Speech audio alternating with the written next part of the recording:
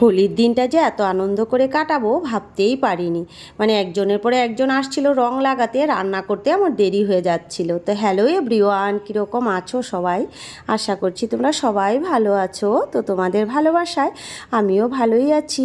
Mini একটি blog নিয়ে আবার চলে আসলাম নতুন একটি ভিডিওতে। তোমাদের সবাইকে ওয়েলকাম জানাচ্ছি।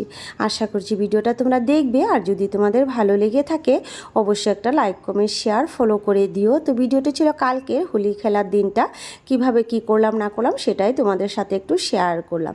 তো হোলি খেলার দিন বুঝতেই পারো, রঙের উৎসব, এদিন রং আনন্দ ফুর্তি সব কিছুই করতে লাগে বলো।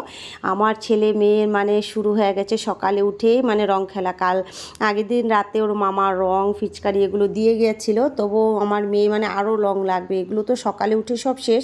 তারপরে আবার সামনের দোকান থেকে রং নিয়ে আসলাম। তো ভাই বোনে খুব রং খেলে তারপরে ওরা মামা বাড়ি চলে গেল রং খেলতে।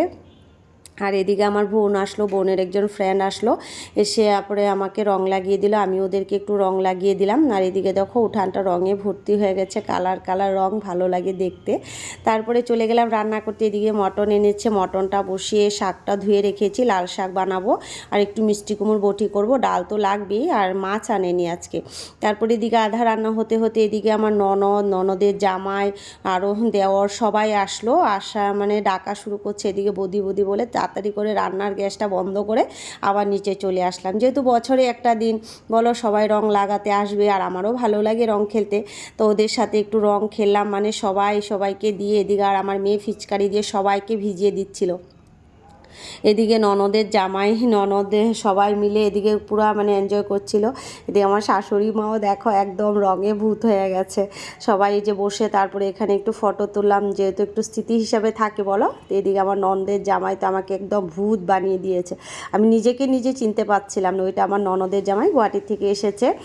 তো প্রত্যেক বছর আসে আমাকে রং লাগাতে, তো এবছরও আসলো। তারপরে এই যে ওরা রং লাগিয়ে চলে গেছে, আমি এদিকে রান্নাটা ঝটপট করে কমপ্লিট করে তারপরে বরমশাইয়ের জন্য বসে আছিলাম, যেহেতু বছরে একটা দিন বরমশাইকে রং না লাগালে তো ভালো লাগে না বলো। রঙের দিন, রঙের উৎসব, তো একটু রঙে আর সবাই মানে রঙ্গিত হয়ে গেলে ভালো লাগে। তো বড়মশাইকে আমি একদম রং লাগিয়ে দিলাম, লাল টুকটুকে একটা রং রেখে দিয়েছিলাম। তারপরে আমার মেয়ে দেখো স্নান করে নিয়েছে, তবু আবার ওর পাপ্পাকে রং লাগাচ্ছে। তারপরে এই যে রং লাগিয়ে দিল, তারপরে ওর পাপ্পাও আমাকে একটু রং লাগিয়ে দিয়েছে। আর আমার মেয়ে ফিচকারি দিয়ে দেখো ওর পাপাকে ভিজাচ্ছে, ছেলে ওর পাপাকে রং লাগিয়ে দিল। তারপরে সবাই যে রং টং খেলে স্নান করতে চলে গেলাম। তাও দিনটা এইভাবেই কাটালাম বন্ধুরা, খুব আনন্দ করে।